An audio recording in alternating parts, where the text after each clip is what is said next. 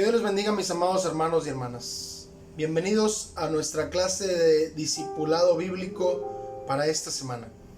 Estamos en el nivel 3, un llamado a equipar. Y la lección de hoy, la lección número 5, se titula Equipado por la oración. Y nuestro objetivo es aprender cómo la oración equipa a los discípulos de Cristo. Acompáñenme a orar. Padre, en esta hora del día queremos agradecerte porque nos permites tomar tu palabra y meditar en ella. Gracias, Dios, porque hablas a nuestras vidas y creemos que tu palabra será de bendición para cada uno de nosotros. En el nombre de Jesús oramos. Amén. Iniciamos nuestro estudio de hoy en el Evangelio de Marcos, capítulo 14. A partir del versículo 32. Y como contexto, son las horas antes de que Jesús vaya a ser arrestado para después ser enjuiciado e ir a la cruz para dar su vida por nosotros. En ese contexto, Jesús llega al huerto de Getsemaní con sus discípulos y les dice: sentaos aquí entre tanto que yo oro. Después tomó a Pedro, Jacobo y a Juan, y a ellos les abre su corazón y les dice: estoy triste hasta la muerte. También a ellos los deja un momento ahí para él introducirse más en el huerto y derramar su alma en la presencia de Dios. Dice el versículo 35, yéndose un poco adelante, se postró en tierra y oró que si fuese posible, pasase de él aquella hora. Y decía: Abba, Padre, todas las cosas son posibles para ti. Aparta de mí esta copa, mas no lo que yo quiero, sino lo que tú. Vemos entonces que Jesús, antes de llegar al momento cumbre, al momento culminante de su misión, él sabía que para eso había venido a esta tierra, para dar su vida. Antes de llegar a ese momento, se toma un tiempo para orar, para estar en comunión con el Padre, a quien se refiere con esas palabras: Abba, Padre. Además, para darnos el ejemplo de la oración a nosotros, Jesús también expresa su fe, su confianza en Dios. Todas las cosas son posibles para Dios.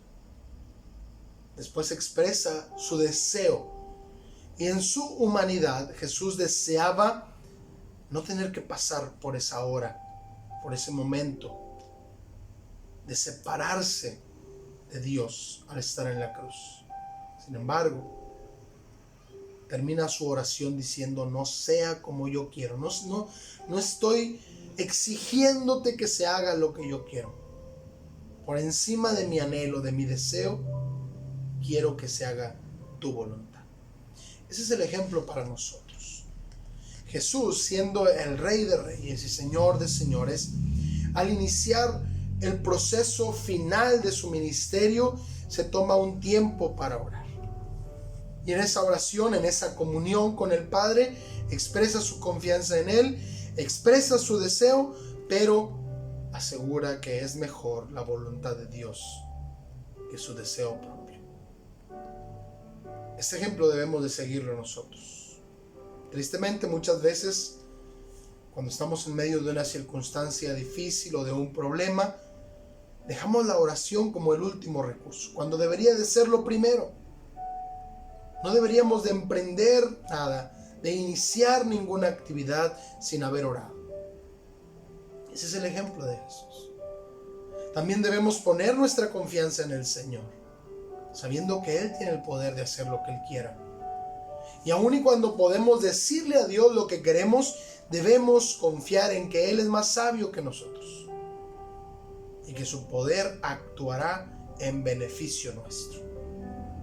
No debemos dejar que esas ideologías modernas de decretar o de declarar o de reclamarle a Dios sus promesas nos llenen, porque eso no es bíblico. Debemos aprender a confiar en la voluntad de Dios como perfecta que es. Es lo mejor para nuestras vidas. Pero también tenemos una exhortación del Señor Jesús. Cuando regresa y encuentra a Pedro, a Jacobo y a Juan durmiendo, les dice en el versículo 38, velad y orad, para que no entréis en tentación. El espíritu a la verdad está dispuesto, pero la carne es débil. Y esta exhortación debemos de tomarla en cuenta los cristianos, los verdaderos hijos de Dios. Necesitamos estar alertas, porque el diablo está buscando ocasión para hacernos caer, para debilitarnos, para sacarnos de nuestra comunión con Dios. Por eso debemos estar alertas y orando, porque la oración es nuestra vía de comunicación con Dios. Y el Señor Jesús nos recuerda que el espíritu puede estar dispuesto, pero la carne es débil. Y lo decíamos la semana pasada con el estudio de la palabra. De pronto se nos dificulta dedicarle tiempo al estudio de la Biblia. Nuestra mente se fatiga, nos cansamos y ya no queremos hacerlo. Lo mismo sucede con la oración. Queremos orar, pero hay muchas cosas que nos impiden hacerlo. Por eso debemos de atender a esta exhortación del Señor Jesús. Estar alertas y darle a la oración el lugar que se merece en nuestra vida como hijos de Dios. Después el Señor Jesús le dice a sus discípulos, vamos, ya es la hora, ya viene el que me va a entregar, y se acerca a donde están los demás discípulos. Marcos no lo registra, pero Juan sí. En el Evangelio de Juan, capítulo 17, Jesús, estando con todos sus discípulos, excepto Judas, que es el que lo va a entregar, eleva una oración al Padre. Juan 17 registra esta oración de Jesús. Versículo 9 dice, 9 al 11, yo ruego por ellos, no ruego por el mundo, sino por los que me diste, porque tuyos son, y todo lo mío es tuyo, y lo tuyo mío, y yo he sido glorificado en ellos. Y ya no estoy en el mundo, mas estos están en el mundo, y yo voy a ti. Padre Santo, aquí está la oración de Jesús.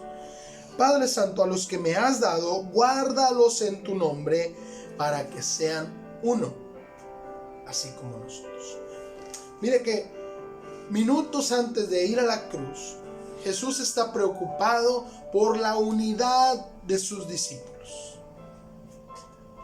Jesús está interesado en que los seguidores suyos seamos uno en Cristo. Eso es lo que ocupa la mente del Señor. Además, dice el versículo 15 al 17, no ruego que los quites del mundo, sino que los guardes del mal. No son del mundo, como tampoco yo soy del mundo. Santifícalos en tu verdad, tu palabra es verdad. Estas son las dos cosas principales por las que Jesús le pide al Padre en favor de nosotros, sus discípulos. Unidad y santidad. Eso es lo que debería estar como prioridad en nuestra lista de oración.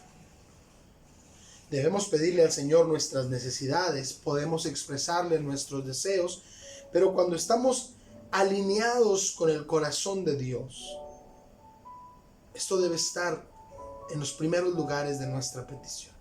Que seamos uno, que tengamos unidad entre nosotros, que vivamos en santidad. Eso debemos orar también los unos por los otros. El apóstol Pablo, siguiendo el ejemplo de Jesús, nos dice en Efesios capítulo 6, hablando de la armadura de Dios, concluye esa lista de la armadura diciendo en el versículo 17, tomad el yelmo de la salvación, Efesios 6, 17 y 18, tomad el yelmo de la salvación y la espada del Espíritu, que es la palabra de Dios, orando en todo tiempo, con toda oración y súplica en el Espíritu. Pablo menciona estas dos palabras como si fueran dos tipos de oración.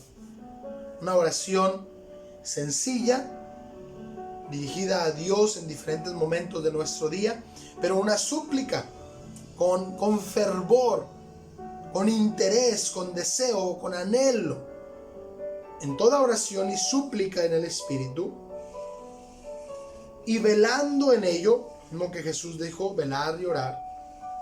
Con toda perseverancia, hay que perseverar, hay que continuar, hay que seguir adelante. Dice, y súplica por todos los santos.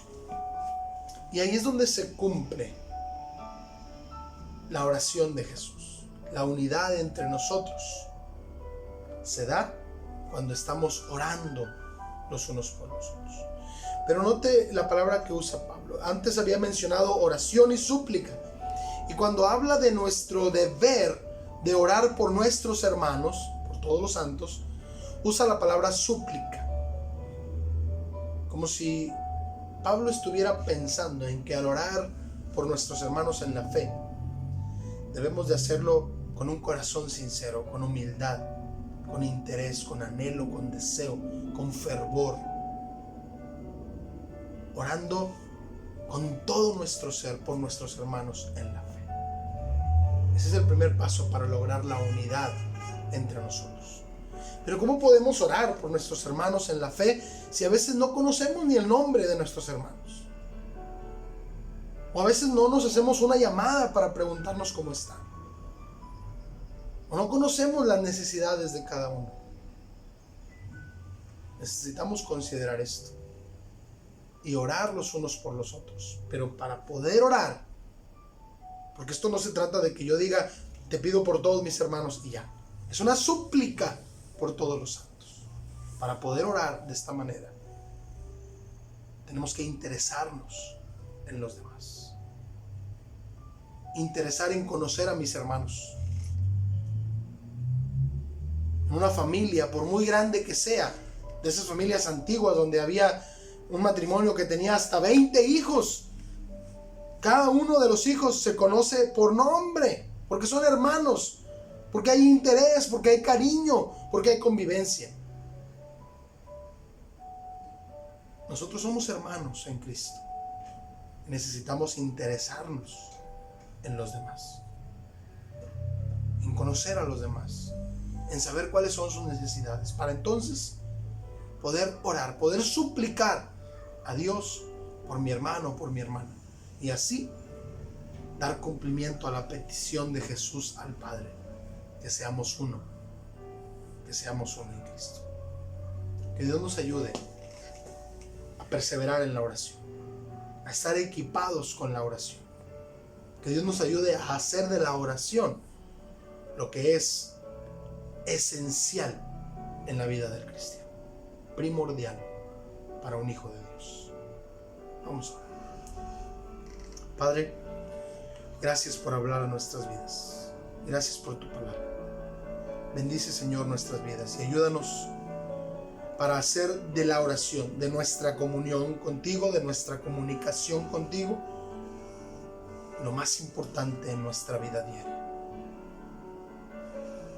Que le demos el tiempo que se merece a la oración en nuestra vida cotidiana y que podamos orar los unos por los otros e interesarnos en nuestros hermanos y entonces promover la unidad en el cuerpo de Cristo. A ti, Señor, hoy y siempre la honra y la gloria en Cristo Jesús. Amén. Que Dios nos ayude a estar equipados por la oración, por nuestra comunicación con Dios. Dios los bendiga grandemente.